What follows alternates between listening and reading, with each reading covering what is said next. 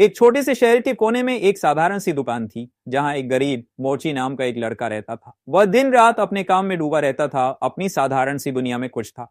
उसकी बनाई जूतियां इतनी उम्दा होती थीं कि लोग दूर दूर से उसे ढूंढते थे।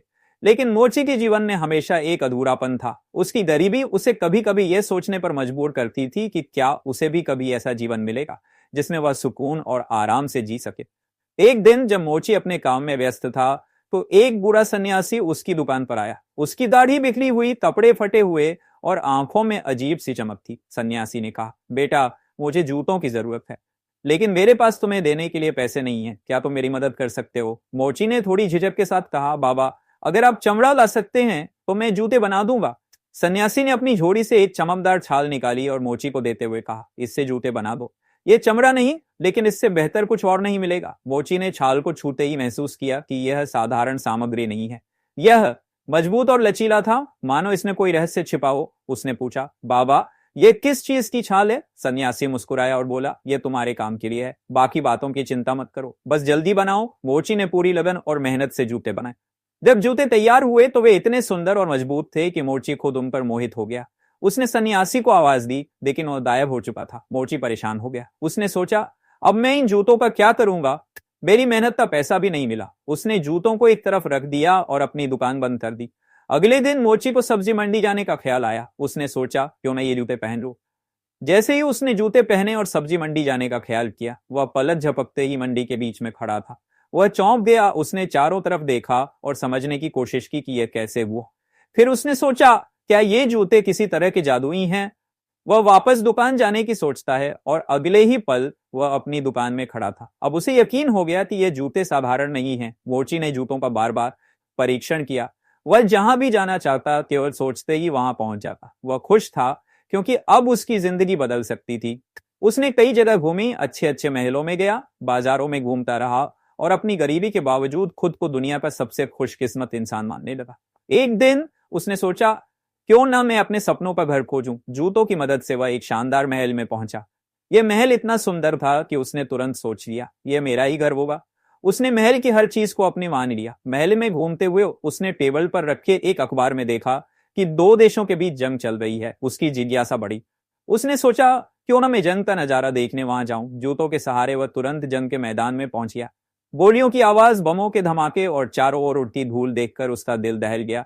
लेकिन अब वह लौटने से पहले सब कुछ देखना चाहता था। उसी वक्त एक गोली उसके सीने में आ लगी। वह गिर पड़ा। उसका सपना, उसका जादू और उसकी यात्रा सब वहीं खत्म हो गई। जूतों की शक्ति उसे बचा नहीं सकी, क्योंकि उसने उसका उपयोग बिना सोचे समझे किया। दोस्तों, इस कहानी से हमें यह सीख मिलती है कि जादू और शक्ति केवल उन्हीं के लिए उपयोगी है जो उसका सही तरीके से उपयोग करना जानते हैं। जिज्ञासा और लालच बिना सोच समझे विनाश का कारण बन सकते हैं। बहुत समय पहले की बात है। एक समृद्ध राज्य था, जहाँ के राजा और मंत्री बचपन के घनिष्ठ मित्र थे। उनकी दोस्ती मिसाल बन चुकी थी। राजा और मंत्री दोनों का एक एक बेटा था और वे भी अपने पिता की तरह गहरे दोस्त थे। राजकुमार और मंत्री के पुत्र एक साथ पढ़ लिख कर और एक साथ खेल कूद कर बड़े हुए। दोनों में गहरी समझ और विश्वास था। समय के साथ राजा ने सोचा कि अब राजकुमार का शादी कर दिया जाए और उसे राज्य की जिम्मेदारी सौंप दी जाए। मंत्री ने भी इस निर्णय का समर्थन किया, क्योंकि वह चाहता था कि उसके बेटे को मंत्री पद मिल जाए और वह राज्य की सेवा करे। दोनों ने मिलकर एक सुंदर और गुणवान राजकुमारी का चुनाव किया, जो पड़ोसी राज्य की राजकुमारी थी। विवाह के दिन जैसे ही राजकुमारी वरमाला लेकर आई, उसकी खूबसूरती देखकर मंत्री के लड़का मोहित हो गया। उसका मन डगमगाने लगा। उसने मन ही मन सोचा, ऐसी सुंदरता का अधिकार केवल राजा को क्यों? इसे तो मेरा होना चाहिए। हालांकि उसने बाहर कुछ नहीं दिखाया, लेकिन उसके मन में राजकुमारी को पाने की लालसा ने जन्म ले लिया। वह राजकुमारी को अपने लिए हासिल करने की साजिशें रचने लगा। कुछ दिनों बाद राजकुमार का राज्याभिषेक हुआ और मंत्री के लड़का को राज्य का नया मंत्री बनाया गया। राजकुमार ने उसे अपना सबसे भरोसेमंद साथी माना और उसे सभी महत्वपूर्ण कार्य सौंप दिए। लेकिन मंत्री का लड़का भीतर ही भीतर एक साजिश रच रहा था। एक दिन मंत्री का लड़का ने राजकुमार को जंगल में शिकार पर चलने का सुझाव दिया। उसने सोचा कि यह सही मौका होगा अपनी साजिश को अंजाम देने का। उसके बाद दोनों जंगल में शिकार के लिए चल दिए। जंगल में शिकार करते हुए दोनों दोस्त बातचीत में मग्न थे। मंत्री के लड़का ने राजकुमार से छेड़ते हुए पूछा, भाई, सुना है शादी में लड़की का पिता अपने दामाद को कोई अनमोल गिफ्ट देता है, मगर आपके ससुर ने आपको क्या गिफ्ट दिया है कि अभी तक हम जान नहीं पाए? कहीं ऐसा तो नहीं कि उन्होंने कुछ दिया ही नहीं? राजकुमार ने हल्की मुस्कान के साथ जवाब दिया, यार ऐसा कुछ भी बात नहीं है। मेरे ससुर ने तो एक ऐसा गिफ्ट दिए है कि जो बहुत अमूल्य है, मगर उसे कोई देख नहीं सकता है और ना मैं उसे जल्दी उपयोग कर सकता हूँ, और खास बात यह है कि उसे ना ही किसी को बताया जा सकता है। मंत्री ने बड़ी उत्सुकता से कहा, भाई, मुझे भी नहीं, मैं तो आपका बचपन का दोस्त हूँ। हम लोग एक साथ पढ़ लिख कर और एक साथ खेल कूद कर बड़े हुए हैं। मगर राजकुमार सीधा सादा और अपने दोस्त पर भरोसा करने वाला था। राजकुमार ने कहा, ऐसा बात नहीं मेरे दोस्त कि तुझे बताने वाला नहीं है। फिर राजकुमार ने मंत्री से कहा, सुनो, मेरे ससुर का एक दोस्त राक्षस प्रजाति का था। उसने मेरे ससुर को एक मंत्र दिया था जिसे संजीवनी मंत्र कहते हैं। इस मंत्र को पढ़कर मरे हुए किसी भी जीव के शरीर में प्रवेश किया जा सकता है। वही मंत्र मेरे ससुर ने मुझे एक उपहार के रूप में मुझे दिया है। तभी मंत्री ने बड़ी उत्सुकता के साथ बोलता है कि वह क्या है मंत्र? तो राजकुमार ने उसे सारी मंत्र बता दिया। इसी तरह बात करते करते दोनों जंगल के बहुत भीतर चले जाते हैं।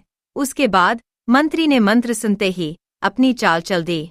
उसने कहा, भाई, क्या यह सच में काम करता है? इसे एक बार आजमा लेना चाहिए, तभी तो तुम्हें भी विश्वास होगा। इस बात को राजकुमार ने सहमति दी। तभी मंत्री ने एक मरे हुए बंदर की ओर इशारा करते हुए कहा, देखो, यहाँ एक मरा हुआ बंदर है, क्यों न इस पर मंत्र आजमाया जाए? राजकुमार ने कहा, सही बात है। उसके बाद राजकुमार ने मंत्र पढ़ा और बंदर के शरीर में प्रवेश कर गया। जैसे ही वह बंदर बना, मंत्री ने भी वही मंत्र पढ़ा और राजकुमार के शरीर में प्रवेश कर लिया। और उसके बाद मंत्री ने अपने पुराने शरीर को जला दिया ताकि कोई सबूत न बचे। अब मंत्री का लड़का राजकुमार के शरीर में था। उसने तलवार निकाली और बंदर बने राजकुमार को मारने की कोशिश करने लगा, लेकिन वहां से राजकुमार तेजी से जंगल में भाग निकला। तो दोस्तों, अब इस कहानी में आगे क्या होगा? क्या असली राजकुमार अपने शरीर को वापस पाने में कामयाब होगा? क्या बहुरूपिया राजकुमार रानी को अपने जाल में फंसा लेगा? और क्या सच्चाई रानी तक पहुंच पाएगी? अगले भाग में आप देखेंगे इस कहानी का और भी रोमांचक मोड़। अगर आपको यह कहानी पसंद आया हो तो इसे लाइक और शेयर करें और हमारे चैनल को सब्सक्राइब करना न भूलें। धन्यवाद।